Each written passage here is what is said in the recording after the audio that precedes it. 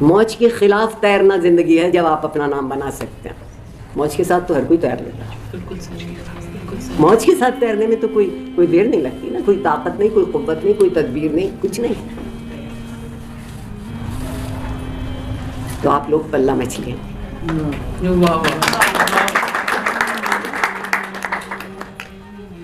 موج کے خلاف تیر رہے ہیں. کل بھی میں نے ایک صاحب سے کہا کہ دیکھیے دو ہی لوگ بدنام ہیں, یا ابلیس یا عارفہ سیدہ. اور ابلیس کی بھی کیا حیثیت ہے جو عارفہ سیدہ ہے. اس لیے میرا پتہ نہیں جانتا, میرا نشان کوئی بڑی بات نہیں. لیکن میں آپ سے کہنا یہ چاہتی ہوں کہ مصلحتوں سے زندگی ایک سست رفتاری سے, خاموشی سے تو گزر جاتی ہے, مگر مزے سے نہیں گزرتی. مصلحت میں مزہ نہیں. میں یہ نہیں کہہ رہی ہوں کہ آپ سارا وقت دیواروں سے سر پھوڑتے رہیے. کچھ چیزیں ہوتی ہیں ان پہ بہت آسانی سے سمجھوتا کر لینا چاہیے, کیونکہ ہم دوسروں کے ساتھ مل کے زندہ رہتے ہیں. لیکن جب کوئی اصول کی بات آئے, کہیں قدروں کی بات آئے, کوئی سمجھاتا. میں آپ کو اپنی دیوانگی کا قصہ سنانا چاہتی ہوں. میں نے یہ ٹی وی پر بھی سنایا ہے, اور یقیناً آپ لوگوں نے سنا ہوگا. بہت دفعہ بہت سارے لٹریری فیسٹیولس میں اس کو دہرا چکے ہیں. اور اگر آپ نے نہیں سنا تو میری دیوانگی کا آپ کو یقین ہو جائے گا. میرے محبوب جنرل ضیاء الحق, میں انہیں اپنا محبوب کہتی ہوں. انہوں نے ایک اہل قلم کانفرنس بلائی. یہ مارچ 1984 کی بات ہے. میں قبل از مسیح کی نسل سے ہوں, یاد رکھیے گا. اس میں جو صحیح اہل قلم تھے وہ تو نہیں گئے, وہ تو حکم کے پابند نہیں تھے. میں نہ اہل نہ قلم میرے پاس.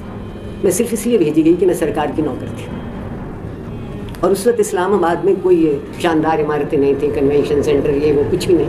اسٹیٹ بینک کا ایک آڈیٹوریم تھا, بلکہ اسمبلی کا اجلاس بھی اسی آڈیٹوریم میں ہوا کرتا. وہاں صدر صاحب تشریف لائے, اور ان کے ملٹری سیکرٹری بریگیڈیئر صدیق حسن صالح, ان کی ایک کتاب ہے پریشر کوکر, آپ لوگوں نے پڑھی ہے؟ ایک دفعہ پڑھیے گا, پھر دیکھیے گا کہ کیا ہوتا ہے. بعد میں کبھی ملی تو پوچھوں گی کہ آپ کو کیسی لگی. صدر صاحب تشریف لائے. بڑا ہی چکنا اور بڑا ہی کمینہ آدمی تھا. ایک ظلم کر گیا ہمارے ساتھ, جو اس کی فصل میں اور آپ کاٹ رہے ہیں آج, جو وہ بو کے گئے تھے. نفرت کی, تفرقے کی, عدم برداشت کی, کمتر کی, برتر کی. پاکستان کو سنی اکثریت کا ملک بنا دینا. پاکستان تو بنا, کیسی عجیب بات ہے کہ پاکستان اقلیت کے لیے بنا تھا. مسلمان اقلیت میں تھے اور قائد اعظم اقلیتوں کے چیمپئن کہلاتے ہیں. انہوں نے ایک ملک بنا دیا, آزاد ملک. ہم سے چند فیصد گوارا نہیں ہوتے. ہم نے کیا سیکھا اپنے تجربے سے؟ ہم بھی تو آخر اقلیت تھے نا. خیر, اس کو صاحب صدر تشریف لائے, اور جیسا کہ آپ کو پتا ہے نحمد علی رسول اللہ, عربی بہت ساری. میں اس دن سے عربی سے بدک گئی.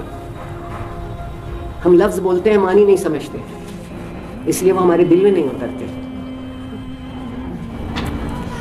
اور انہوں نے کہا کہ دو ہی لوگ وہاں بیٹھے تھے, جو استاد اور ادیب تھے الگ الگ, یا کچھ لوگ ایسے تھے جو استاد بھی تھے اور ادیب بھی تھے.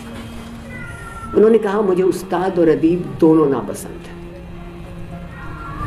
یہ طبقہ بڑا ظالم طبقہ ہے, یہ سوچتا ہے اور بولتا ہے. کیسے بڑے گناہ ہیں, فخر کیجیے گا اپنے گناہوں پہ. اور اس کے بعد ایک لمبی ذلت نامہ انہوں نے ہمارے نام پڑھا. میں نہیں کہہ رہی ہوں کہ مجھے کچھ آتا ہے, لیکن مجھے کچھ سکھا دیجیے نا, بجائے اس کے کہ مجھے یہ احساس ہو کہ میں یہاں کے ہوں اور آپ وہاں کے ہیں. وہ تو کچھ نہیں سمجھ میں آیا. اس کے بعد بریگیڈیئر صدیق صالح نے, جب ان کی کوئی گھنٹہ بھر کی تقریر ختم ہوئی, بریگیڈیئر صدیق صالح نے کہا کہ خواتین و حضرات, آپ لوگ صاحب صدر سے کوئی سوال پوچھنا چاہیں تو پوچھ لیں. اس وقت یہ ساری خوبصورت قسم کی ٹیکنالوجی نہیں تھی. وہ ایک اسپیکر دھوتو سا ہوتا تھا, اس کو اس طرح درمیان میں کھڑا کر دیتے تھے, اور آپ اپنی قطار میں سے نکل کے جائیں اور وہاں کھڑے ہوں.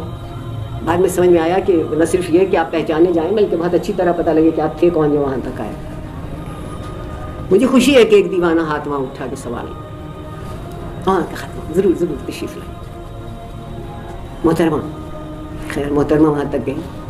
اور کہ صاحب صدر, آپ نے انتہائی اپنے عالمانہ خطبے میں یہ ارشاد فرمایا کہ آپ کو ادیب اور استاد دونوں ناپسند تھے. تو میں نے جن ادیبوں کو پڑھا اور جن استادوں نے مجھے پڑھایا تو میری سمجھ میں یہ آیا کہ اللہ ادیب ہے اور رسول استاد. آپ کو دونوں ناپسند. یہ پوچھئے کہ میں زندہ کیوں.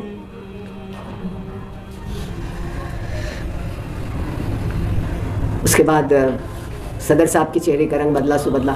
بریگیڈیئر صدیق سالک کی آنکھیں ایسی تھیں کہ لگتا تھا کہ وہ آدمی کو اپنی آنکھوں سے کھا جائیں گے, ہڑپ کر لیں گے.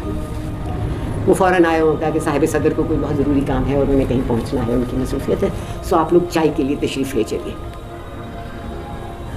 جب اس میں 2 ہی دروازے تھے, ایک آنے کے لیے اور ایک جانے کے لیے. تو جب ہم چائے کے لیے تشریف لے جا رہے تھے تو کسی نے میرے کندھے پہ پیچھے سے ہاتھ رکھا. میں نے دل میں کہا کہ عارف سیدہ انا للہ و انا الیہ راجعون. جنہیں آنا تھا وہ آ گئے. پھر کوئی اپنا چہرہ بالکل میرے کان. میں اس بات کا اعتراف نہیں, بیچ میں ایک بات رہ گئی. میں اس بات کا اعتراف کرتی ہوں کہ میں وہ سوال پوچھنے کے بعد پتھر کی ہو گئی تھی. اور حال میں اگر کبھی موت کا سناٹا ہوگا تو وہ سناٹا تھا.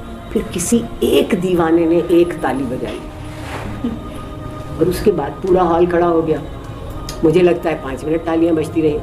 احمد فراز کہتے تھے 10 منٹ بجتی رہیں.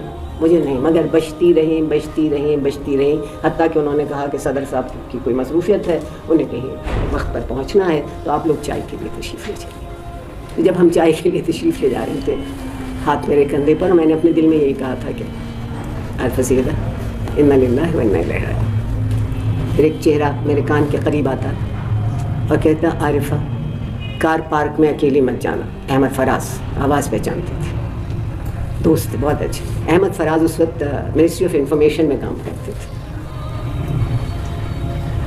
میرا بھائی اس وقت سرکار میں ملازم تھا, گو کہ وہ غریب اس وقت نہیں تھا. وہاں اس کے دل کی سرجری تھی, وہ انگلینڈ میں تھا. میں اس کے پاس گئی ہوئی تھی, تھوڑے ہی دن پہلے واپس آئی تھی جب سرکار نے مجھے یہ خطبہ سننے کے لیے بھیج دیا.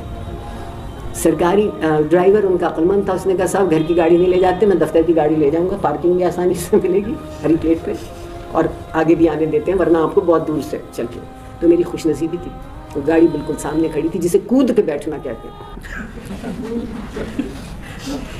میں اس میں کود کے بیٹھی اور گھر چلی گئی.